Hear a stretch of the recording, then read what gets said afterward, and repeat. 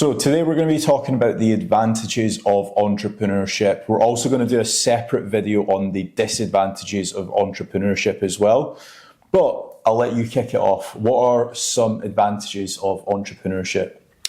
So I'm going to start with a very random advantage for being an entrepreneur, and it's uncertainty and failure.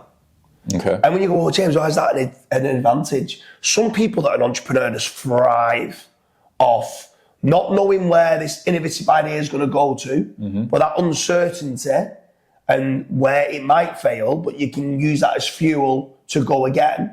Yep. That, for me, is where I get a real kick out of entrepreneurship. I think just one thing to add to that, a lot of gamers make out to be good entrepreneurs because they'll play a game for 15 hours a day and they'll be failing for 14 of those 15 hours. And that 1 hour where they've retried that level or that mission, they've then been able to do it on hour 14 to 15. I actually recently heard Elon Musk saying that as well. Like he's a big gamer, and I think he's top 20 in the world for a single game. That's crazy. But yeah, it makes perfect sense. It's an odd one to start off with. I will mention that. But one thing that I'm going to mention is the flexibility and the freedom. So being able to go to any country that you want, being able to schedule in your own meetings. A lot of people, a lot of 9-to-5ers, they don't have that flexibility and that freedom. I mean, that is a great one to have, but I'm sure on the disadvantage side, right, in time, even though they've got the flexibility, a lot of entrepreneurs, they end up doing 8 till midnight. Yeah. Do you know what I mean? Yeah, 8 in the morning till midnight. But you're right, the flexibilities, they can decide on what they want to do. They're not forced into the 9 till 5. Yeah, I think for the 11 months that we work hard, the 1 month that we do get, it's like, oh, it's brilliant. We can go to the beach or whatever else. I don't know if you've ever seen that meme. It's like, I quit my 9 to 5 to go and work 23 hours a day. But yeah, it is a very fair point.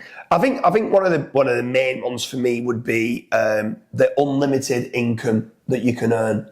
Yep. So if you are employed, generally speaking, it's up to your boss or business owner to decide on what wage you think you're worth. And there's some great bosses out there that can pay some nice bonus structures and stuff like that. But generally speaking, when you're the entrepreneur and you scale out a big business, you also get the sale price at the end if you own the business and you're the majority shareholder. So that unlimited potential of earning money is just so much more than being employed. And that is a great trait to have with regards to being an entrepreneur. Yeah, I think the next one for me is the creative control and the innovation behind the actual growing the business and going to networking events and seeing what your competitors are doing.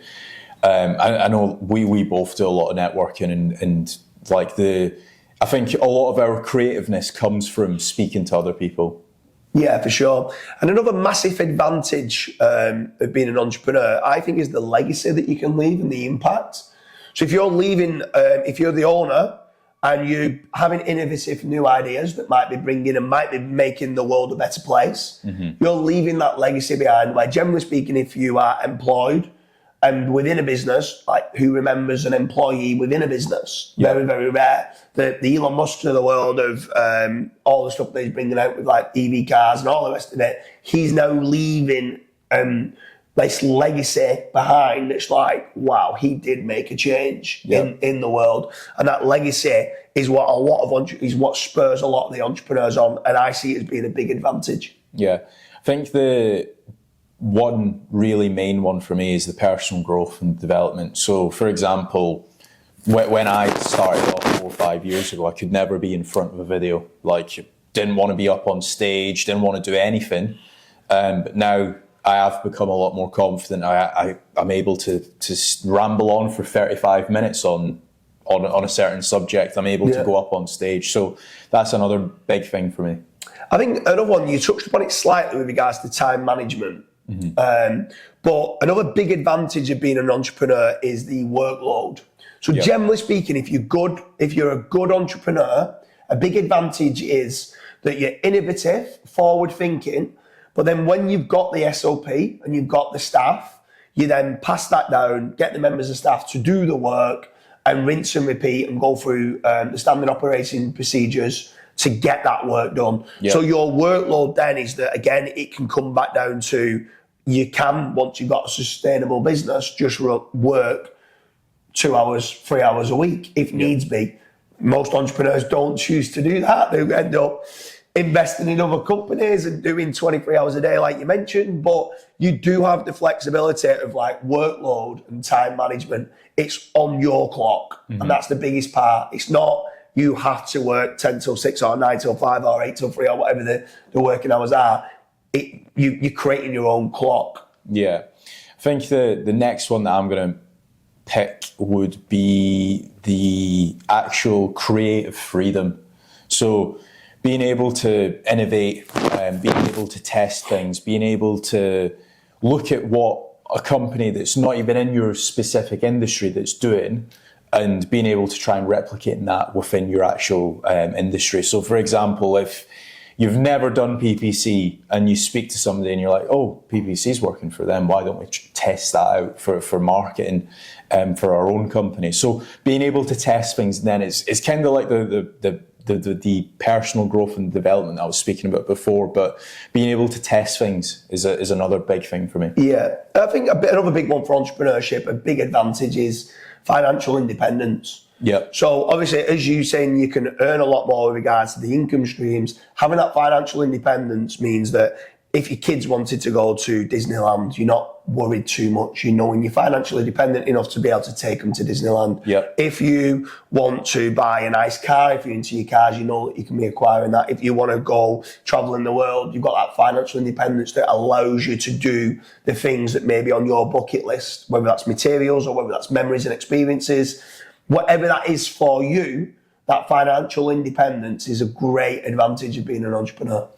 And then I think if you're great at everything that we've just mentioned, retaining the profits. So at the end of the year, and again, it might not be for the first 2 or 3 years, because everyone knows like the first 2 or 3 years, unless you've got like a unicorn business, you're probably losing money on the first year, breaking even second year, and then you might make a little bit of money on the third year. But if you do this for a long enough period, you're able to retain the actual profits, or you might even decide to sell the business, and then that's when the actual real money comes in. Yeah. Retaining the actual profits, being able to buy that bigger house or get that nice car that you've always dreamed about. I think that's a big one. Yeah, and I think another one for entrepreneurship, lifelong learning. So if you don't innovate, you're going to evaporate. With AI nowadays, there's a lot of changes that's happening. Are you embracing artificial intelligence? If not, you should be. Yeah.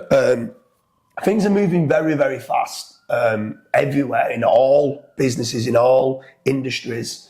But I thrive off getting up every day and learning something new. Every day is a school day. Doesn't matter how successful you are, you can always learn. Sometimes, you know what, if you're in a room and you're thinking you're the brightest person in the room, everyone says you're in the wrong room, right? Yeah. And you should try to make certain that you're not the brightest person in the room so you can learn upon others. But you know what, I'll throw a caveat to that. If you are the brightest person in that room, sometimes you can sit there and learn what not to do. And you can actually go, I'm so glad that I'm not like that. Yeah. Do you know what I mean? So with there's opportunity around all the time. So like with regards to like the red car theory, if I asked you how many red cars did you see this morning driving into work, you go, I'm not certain. And you go, okay, tomorrow, now, when you're driving in, I want to know exactly how many red cars that you're seeing. And you come to me and go, James, I've seen 17 red cars as driving into work. Like that was 17 opportunities that you missed yesterday. If you change the red cars into being, with regards to the theory of it, how many times are you walking past someone in the street? How many times have you watching a video or you're in a mastermind and you went, oh, these people, I'm so much more intelligent than them. Like, one, it's quite arrogant to think that way anyway, but you can learn from anybody. Yeah. And it's not just like the latest knowledge bomb within SEO. It can be what not to do at times. And that's why lifelong learning for me is key. What one thing to add to what you've just said as well is sometimes when you are the smartest person in the room, for example, sometimes it's actually good being in that room because you're actually learning the basics again. And sometimes when you are like really advanced at SEO, for example, you might just not be doing the basic things. You might be missing out on certain stuff, not building citations, for example, or not doing setting up like the about page, for example. So sometimes it is actually good just going back into some of those rooms and being like, yeah, actually, I'm not doing that. I probably should be doing that. Yeah.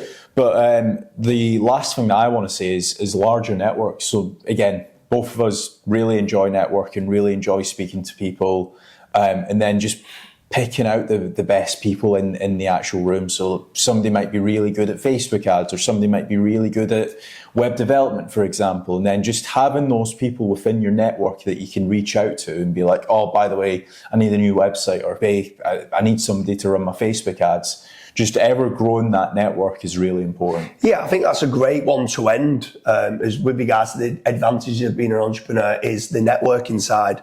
There's a classic saying that your network is your net worth. I absolutely thrive off going to the masterminds and the conferences throughout the world. Like me being able to sit down alongside some of these people that are so intelligent, are so innovative in the way that they think.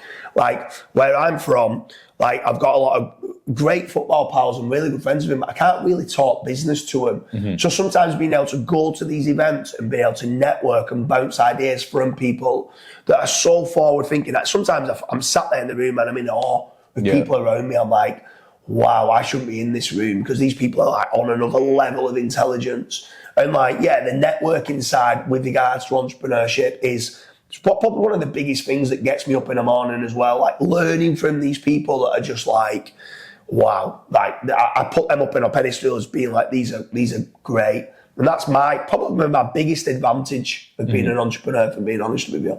Yeah, so that has been our video on the advantages of an entrepreneur. Like what I mentioned at the start, we're going to be doing a video on the disadvantages of being an entrepreneur in a separate video.